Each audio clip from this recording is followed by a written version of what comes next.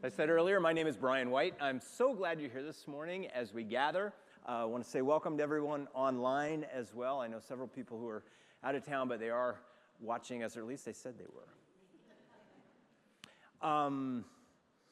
Before we even begin, I live out of town, and so, but I do get fire alerts on my phone, and we had quite a fire that was not very far away, and I know several of the people in this room right here, but also in our community, were really concerned, and we are so thankful for firefighters.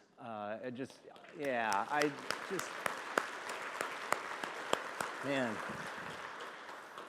We had a fire out of the farm 2 years ago, and I kid you not, there was a bald eagle. I live on the ridge overlooking the Columbia, and this bald eagle picked up a fish and was flying and dropped it on a transformer or on a power line, and then it fell over, hit the prairie, started a fire.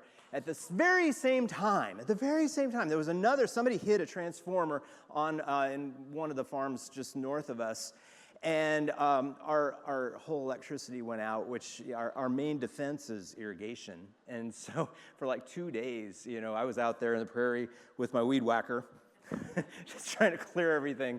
And I met with, this last year, the fire chief was at my house, and we were kind of doing an audit of the place, and we were talking about fire safety and what I could do and everything. And it was, but we started talking about that story, and he said, every single fire chief in the whole United States knows that story about that eagle.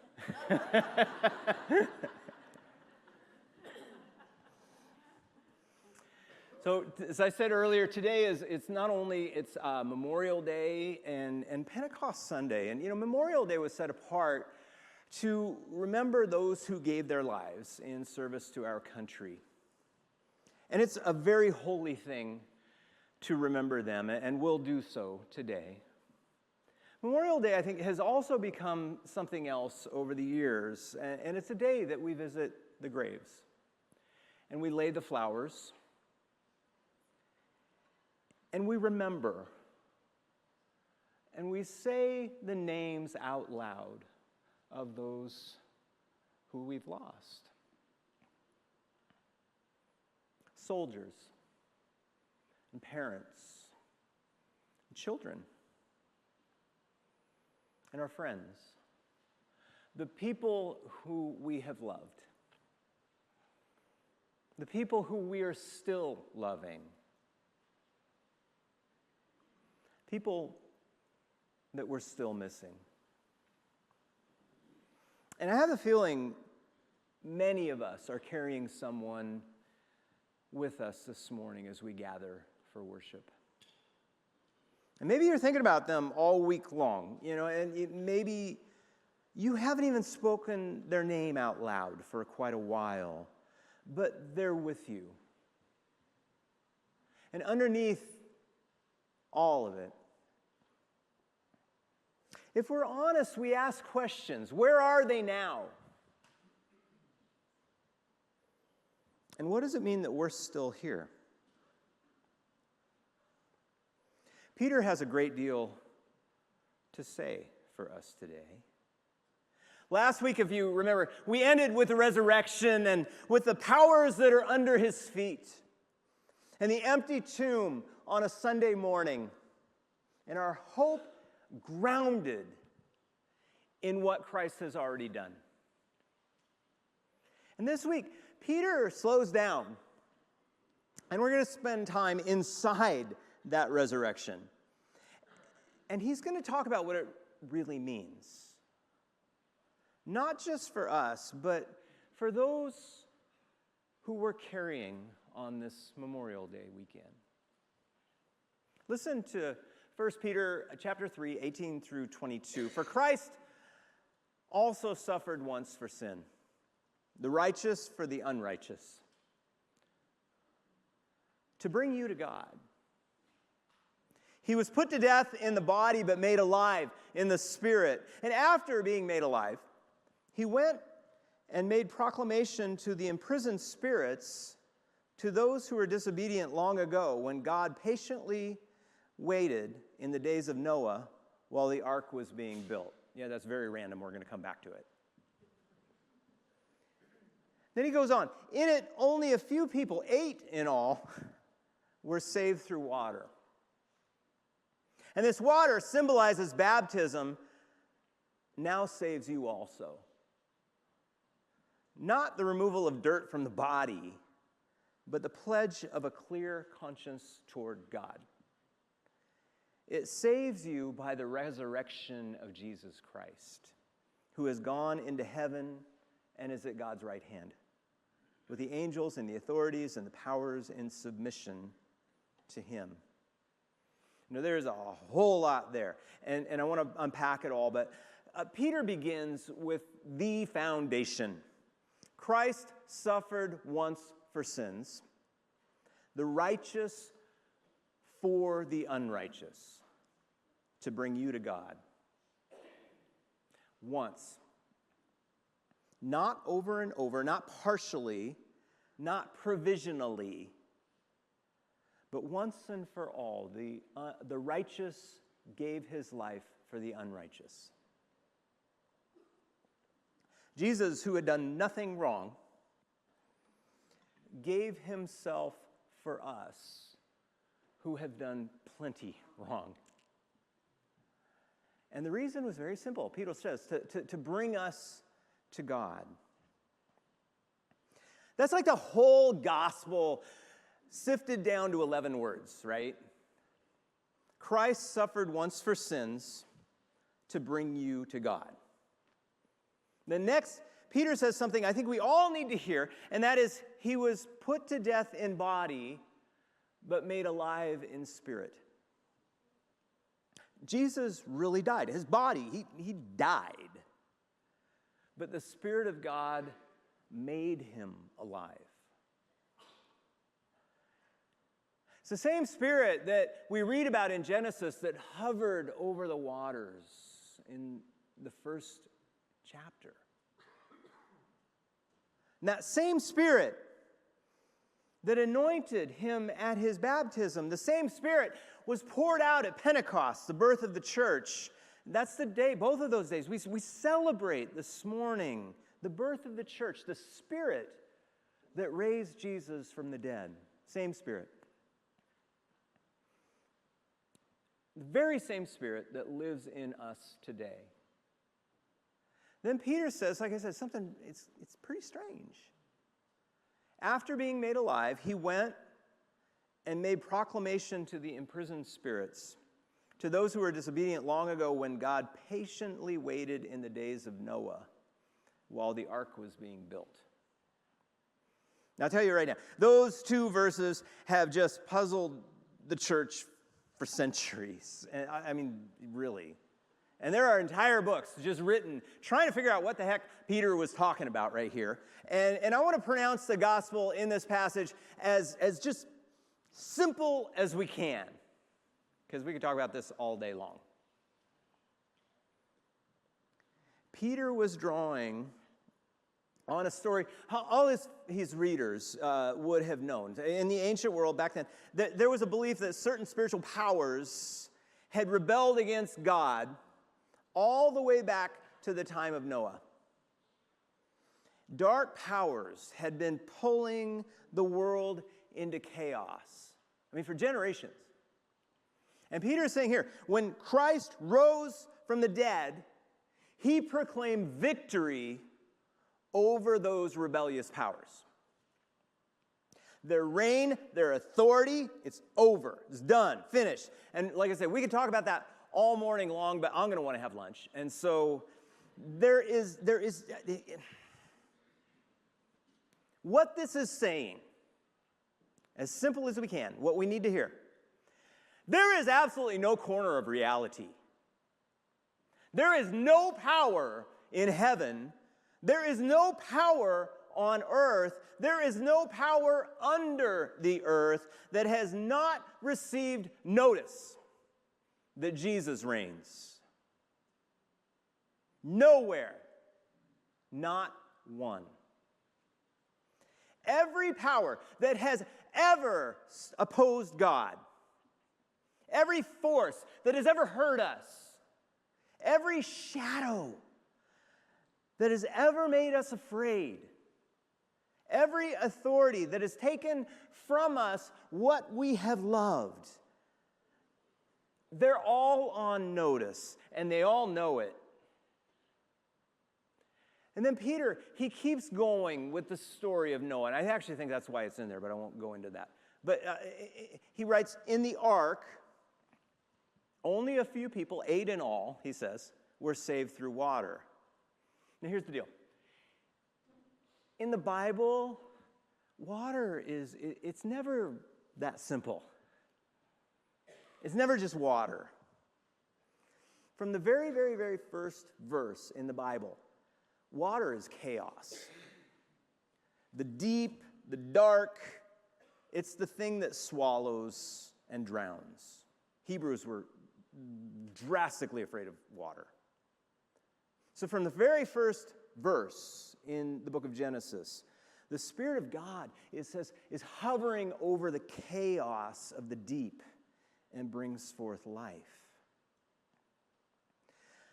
That's the story in the Bible, over and over and over and over again. From the flood to the Red Sea, the Sea of Reeds, Jonah in the deep, the disciples in the storm, and Jesus standing up to say to the waves, what? Peace, be still. Our God has always been the one who masters the chaos. So Peter says 8 people made it safely through. The water would have been their end. The story of Noah. I mean, the flood and the judgment and the death of the old ways, the old world. That became the very, very, very thing, the source of all of that, the very thing that carried them through into the new world, onto the other side. So Peter makes this connection here. The water, he says, it symbolizes the baptism that now saves you. Baptism brings us safely through the chaos, through water. Well, through what water? Through the water that should have been the end of us. I mean, the judgment that we deserved. The death that we feared. Christ went through that for us. Baptism plunges us into his death so that we can rise in his resurrection. And look at what's right here in front of us. I'm just always in awe. It's living raw water just falling over the rock. And right in the middle is this empty tomb. That's not just a decoration. I mean, that's like the entire gospel in stone and in water. You got Genesis and the resurrection and the new creation in Revelation. It's all here in front of us. The garden where creation began, and the empty tomb where the new creation began, with streams of living water running between them. It's where we get our name as a church, the Hillspring. You know, most of the year we keep the doors closed, and you know, I mean, these are like big King Kong doors, you know.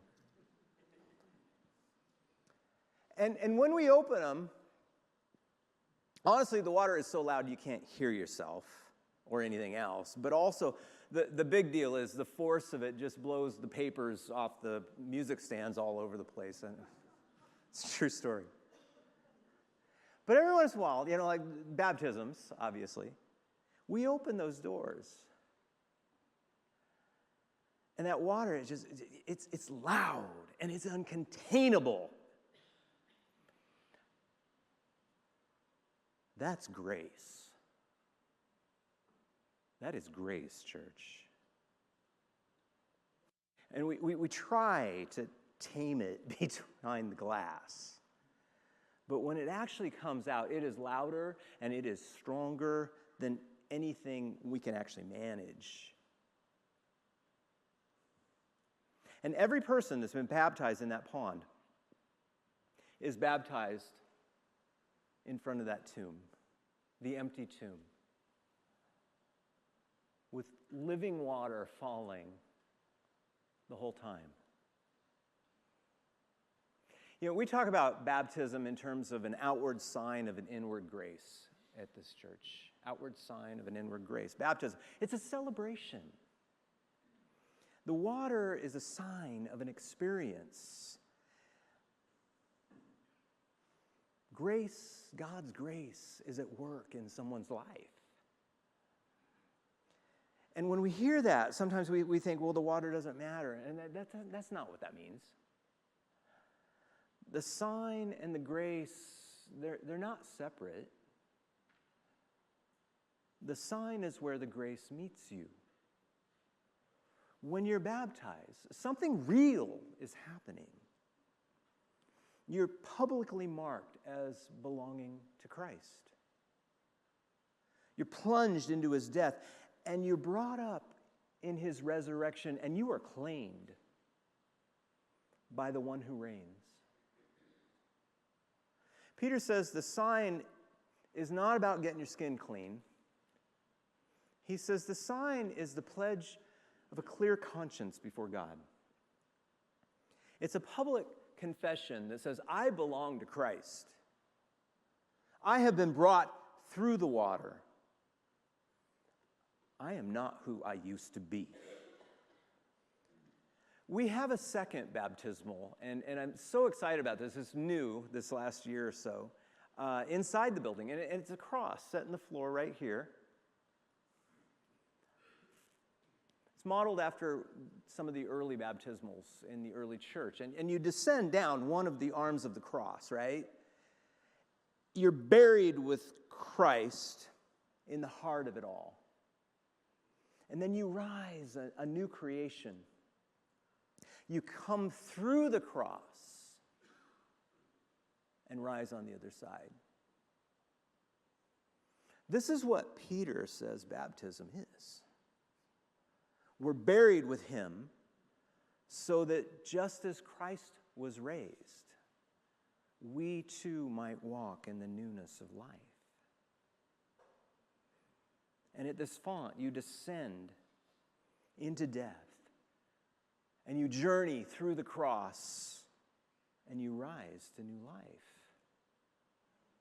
Some of us have never been baptized. And maybe, you've been following Jesus for years, but you've never taken this step, saying publicly what's true already in your heart. And if something is stirring in you as I'm talking about this, it might be the Spirit just nudging you. It's like Grimelda said, we have baptismal classes starting today, and if you can't make it, we have one next week, and if you can't make it, we'll work around that. That's okay. We normally have baptisms on 4th of July, especially before we had this one. We only had that one, and let's just say in the Didache, which is like the earliest church manual, it said that you have to be baptized in rivers of cold water. And we modeled that after that because it's cold. So you're out there in like July and August. Had these kids that go down. They have like a body fat percentage of like 7% or something. And they come out of there and I'm always like worried CPS is going to come after us.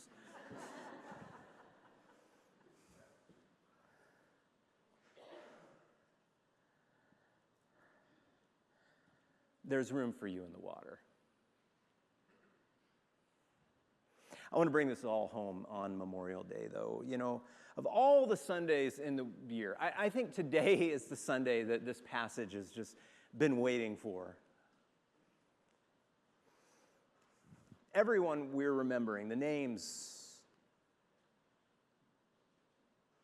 those who have been baptized and crossed through the waters into new life.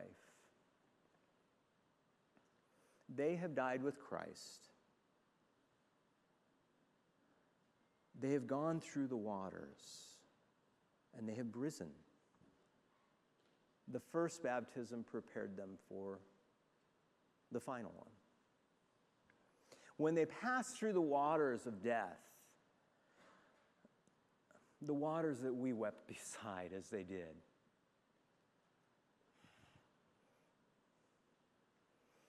as that water took them from us, they came up the other side permanently because of the cross and the empty tomb. The Spirit who raised Christ raised them as well. And they're not lost. They have made it safe through the chaos. That's what we mean when we talk about, the great cloud of witnesses from the letter of Hebrews. They are the ones who have run the race. And they are the ones who have passed the baton to us. And they're watching from the great cloud, it says, and they were cheering for us as we take their place for this turn on earth. But someday soon, we will pass the baton to the next generation. And we'll take our place in the great cloud for all eternity because of Christ's death and resurrection. It's real because the resurrection is real. They are with Christ who has gone before them. They have been vindicated in his vindication. And I want to say something specifically, I think, about Memorial Day, because this is the heart of why we set this weekend aside, right? Today, we remember those who have given their lives for service in this country. And some of us, we carry that weight every single day. Maybe it was a son, maybe it was a daughter, or husband, or a friend, or wife. Someone who did not come home. It is right to remember them, to honor them. And this country owes them a debt we can never fully pay. Here's what the Christian faith says about sacrifice. No country, no army, no flag can ever promise what Christ has already accomplished. The earthly powers, even the ones we love, even the ones that are worth defending, they are not the power that will finally hold us. It's through Christ and Christ alone that the powers of death have been defeated. And today we celebrate the victory as we remember those who fell in uniforms and those who slipped away in a hospital bed. And the parent who held our hand during their last breath. Or the friend whose laugh we still hear today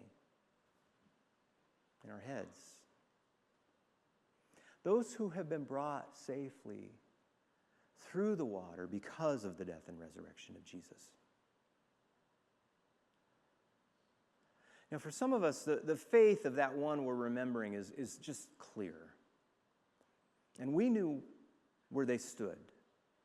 And we know whose they are. For others, sometimes it's harder to say, right?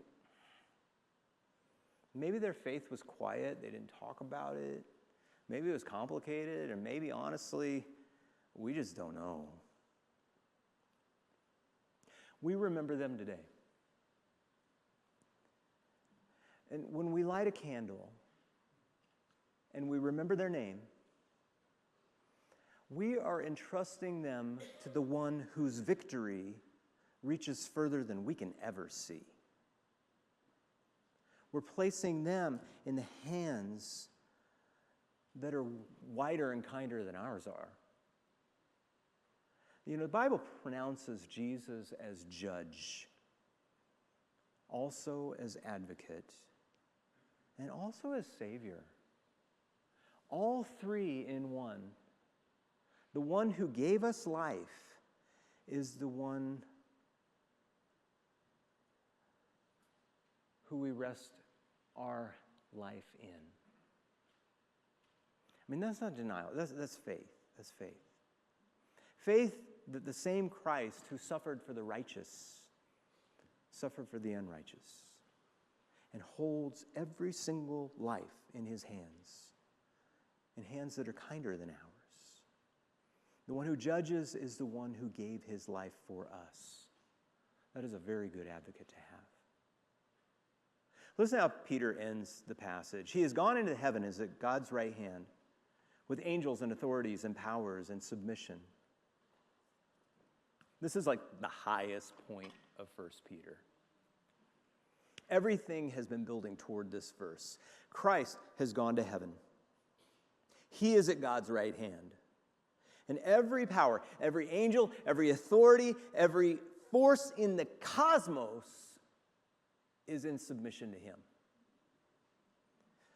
Confidence is not the same thing as optimism. Optimism says, well, maybe things will work out. Confidence says, I know who rules. You don't have confidence because life is predictable. I mean, life is not predictable at all.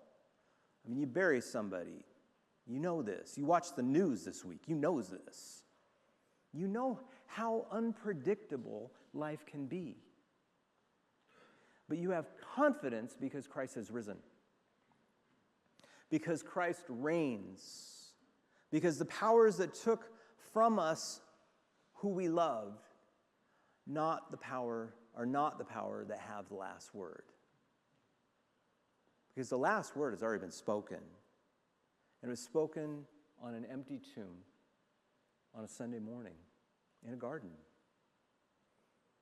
We live at Hillspring in confidence, not because life is predictable, but because Christ is risen and reigns. So last week I gave you 4 words to pray when something cuts you. If you remember, it was Christ is Lord here. I want to add a practice. It's one of the oldest practices in the Christian tradition, and it's simply called remember your baptism. And here's how it works. When you wake up in the morning, before the news, before the phone, before the day starts coming at you, just pause. Maybe touch your forehead, but if that helps, just say inside, I belong to Christ. That's all. That's it. I belong to Christ. It's not a feeling you have to manufacture, but a fact that you're remembering and stating. I belong to Christ. I have been brought safely through the waters. I am held by the one whose victory holds everyone I love. If you've never been baptized, you can still pray this. I mean, you can say, I belong to Christ. The Spirit is already at work in you, drawing you toward the waters that you have been made for. This is remember your baptism. That's the practice for the week. Or remember the one who you're already learning to belong to. The whole passage comes down to this. Christ suffered for us to bring us to God.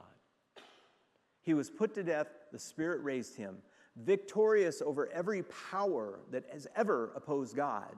And he brought us safely through the waters, through our baptism. And he reigns at the right hand of God with every authority, every angel, every power in submission to him. That means the people that we remember today, the people who we have entrusted to Christ, are with Christ. They have been vindicated in his vindication.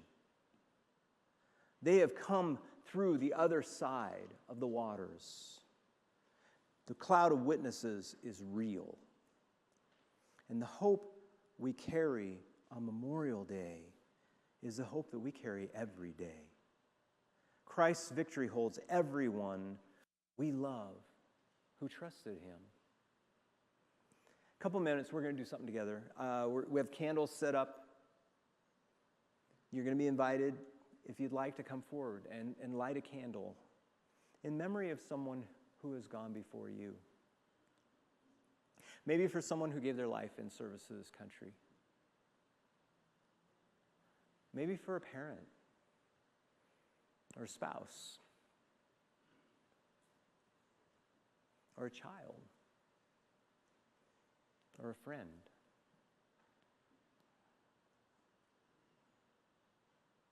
Maybe it's more than one. You can light more if you need to. But as you come forward, I want you to know what you're doing. You're not just remembering them.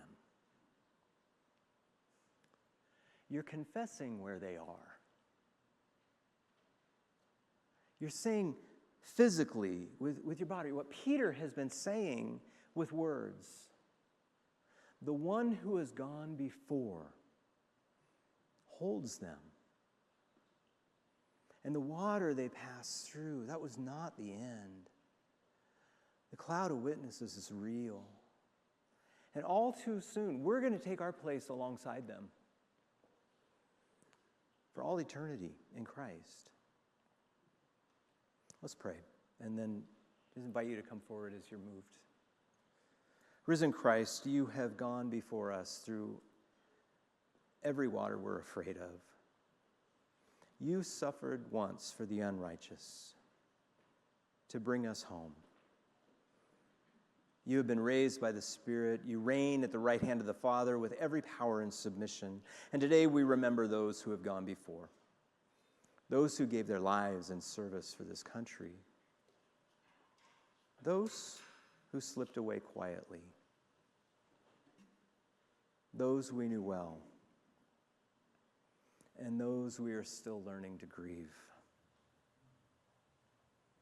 Those whose faith we knew, those whose faith we hope for. We entrust them to you. And we confess that your victory is wider than our understanding. And we confess you are kinder than our hearts. As we come forward to light the candles, meet us, Lord. Hold the names that we carry. Steady our grief in your resurrection.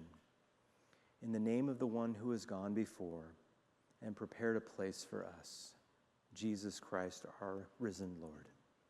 Amen.